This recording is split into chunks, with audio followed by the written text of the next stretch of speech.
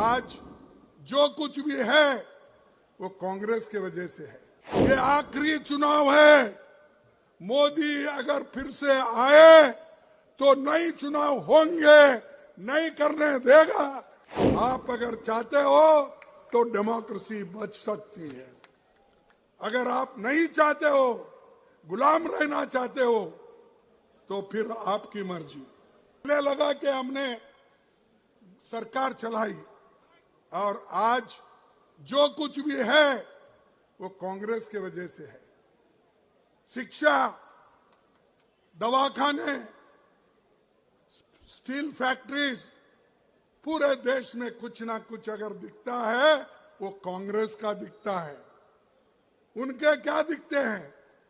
उनका कुछ नहीं। लोगों को लड़ाने के लिए चलो तुम लड़ते रहो, मैं मजा करता हूं बोल के वो लोग अपनी छवि बना लिए। तो आपको सोचना है। आपको और एक बात कहता हूं, ये आखिरी चुनाव है। मोदी अगर फिर से आए तो नए चुनाव होंगे, नहीं करने देगा और डिक्टेटरशिप आएगी। तुम मानो या न मानो, अभी भी देख रहे आप। परसों ही हमारे पास के एक नेता को उधर लेके गए, इंडिया का गठबंधन का।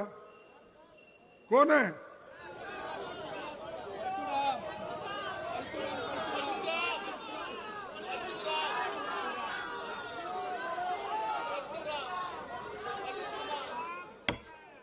देखो, एक एक को नोटिस देना, डराना, धमकाना, उसकी दोस्ती अगर नहीं छोड़ेंगे फिर हम देख लेंगे। डर के कोई दोस्ती छोड़ रहा है, कोई पार्टी छोड़ रहा है, कोई गठबंधन छोड़ रहा है। अरे इतने डरपोक लोग अगर रहे तो क्या यह मुल्क बचेगा? क्या यह संविधान बचेगा? क्या यह डेमोक्रेसी बचेगी? इसीलिए ये आखिरी चांस है आपको वोट देने का। इसके बाद कोई वोट नहीं देगा, क्योंकि ये पुतिन, रशियन पुतिन का जो प्रेसिडेंट इलेक्शन होता ना, वैसा ही होते चले जाएंगे। ध्यान में आ रहा है आपको? इसके बाद नो चुनाव। उन्हें अपनी ताकत के ऊपर वो चलाएंगे, चुन के आएंगे, 200 लाएंगे, 300 लाएंगे, 400 लाएंगे, 500 लाएंगे। अगर हमारी सब 543 है तो उसको बढ़ा के फिर 600 भी बना देंगे।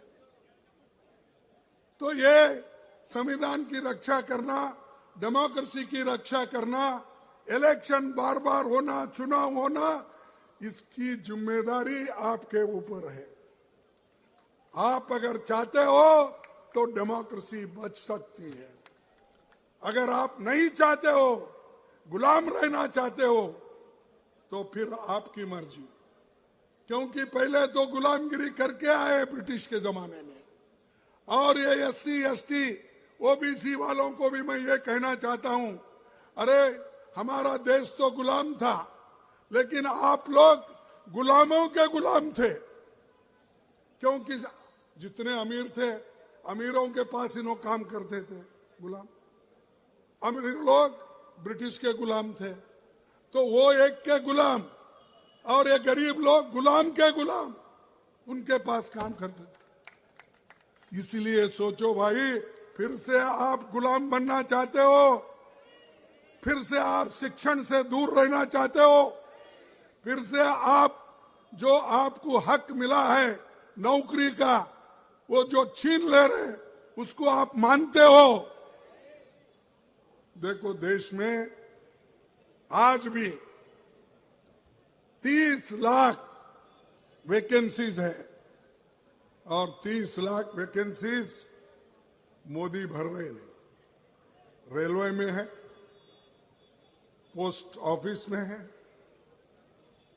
पब्लिक अंडरटेकिंग में है, टीचर्स में है, सेंट्रल स्कूल्स में है, सैनिक स्कूल्स में है, ये सब में है। तो 30 लाख लोगों को भरने का काम आपने नहीं किया। क्यों नहीं किया?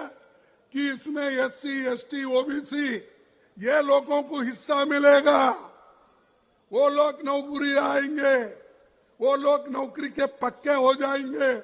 तो इनको जैसे थे 1947 के पहले वैसा ही रखने के लिए मोदी जी ये चाल चल रहे हैं। और एक बात मैं कहूंगा, एक मोदी साहब की एक आदत है झूठ बोलना। आप कोई दूर दूर रह के कोई बीजेपी या बीजेडीपी के लोग सुन रहे हैं तो मैं आपको पूछना चाहता हूं, 2 करोड़ नौकरियों का वायदा किसने किया? अब कम से कम 20 करोड़ नौकरियां होना था, दिए आपको नौकरी। फिर बोल रहे हैं, आज पेपर तो आप रोज पढ़ते हैं, पेपर में हेडलाइनिंग क्या है? मोदी की गारंटी। मोदी की गारंटी क्या है? 2 करोड़ नौकरियां नहीं देना।